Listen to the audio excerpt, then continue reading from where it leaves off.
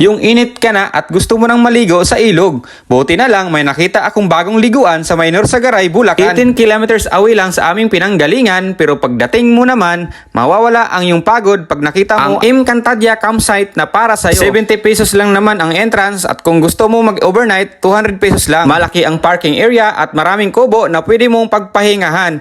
Walang signal, walang kuryente, talagang babalik ka sa nakaraan, pero wag mo na siyang balikan. So dito kami sa kalagitnaan ng ilog dito sa Sagaray, Barangay Baraca. So yan, gumagawa kami ng tore ni Romeo. Yeah?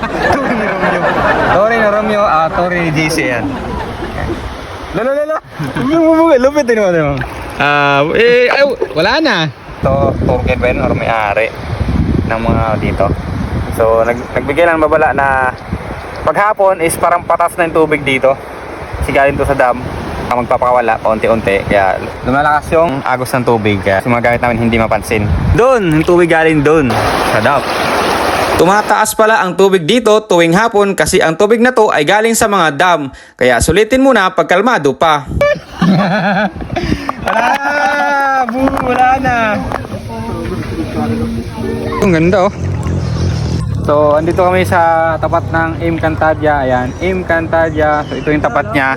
Naom? Diba? Sabi ko. So, ito yung tapat niya. So, hindi siya masyadong mabato. Pero may bato siya sa baba. Dito sa ilalim. Pero, dito maliliit lang. Hindi gaya dun sa pinuntahan namin kanina. Lalaki ng bato tapos may lumot. Puro madulas. Halos lahat ng bato may lumot. Tapos dito sa tapat ng Encantadia, ang gandahan dito. Wala masyadong gawin, no? Ha? Wala masyadong bato-bato. Meron pero konti lang. Hindi gaya doon. So, kaya maganda siya sa kaya maganda sa langoyan, lalo sa mga bata kasi may parting mababaw dito. Tapos ito yung malalim, medyo malalim, hanggang liig siguro. Yan. Doon nga konti doon. Hanggang liig lang siguro yan eh. Ano na, mabuti. Yan, hanggang liig lang siguro yan eh. Hindi, hanggang dito lang. Diyan lang. Mataas na eh. Taas na? Oo. Dito. Dito kasi bandang parte, mababaw lang. May medyo konti palalim, tas sa unahan, mababaw na ulit.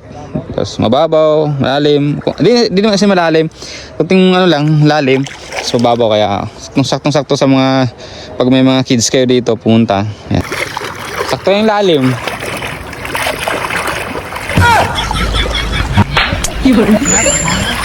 Ano yung gaw? Anong langoy yung gaw? Breastro. Doon pa yung ibang campsite, ano. Sakto pag nag-overnight ka dito, walang signal.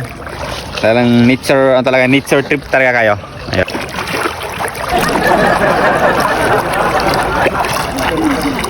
Tawag na? Breast. Di mo na kailangang lumayo para takasan saglit ang mundong magulo. Woo!